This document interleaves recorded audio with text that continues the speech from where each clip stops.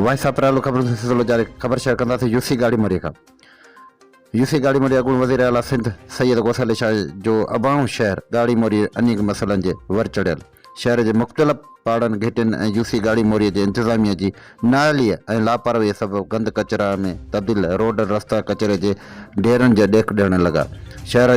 शहरी सख़्त परेशानी खे मुंहुं ॾियण लॻा। शहरनि वाइस पराले सां ॻाल्हाईंदे चयो त बचा जेकी मलेरिया थी वई आहे एतिरो कोई गवर्नमेंट सहूलियत बि न ॾिनी आहे ऐं असांजे तक़रीबन अलाए घणे महरूम थी विया आहियूं, सफ़ाई असांजी थिए ई नथी ऐं चई ठकिजी पिया आहियूं। यूसी में वेंदा आहियूं, उहे बि इहो ॾिसी चवंदा आहिनि हा बजट कोन्हे का, माण्हू कोन्हनि के कराईंदासीं कोन, पंहिंजी मदद पाण बि कंदा आहियूं, पाण बि गंदगी खणी असां परे उछलींदा आहियूं।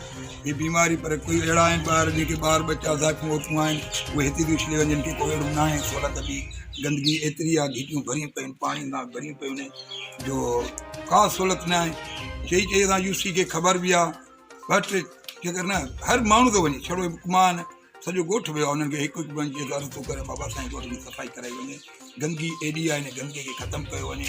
त कंहिं महिल कहिड़ी था कहानी ॿुधाइनि, कंहिं महिल कहिड़ी था ॻाल्हि ॿुधाइनि की फलाणे हंधि पाणी बंदि लॻो पियो आहे, फलाणे हंधि हीअ लॻी पई आहे, जेका असांजी ॻाढ़ी आहे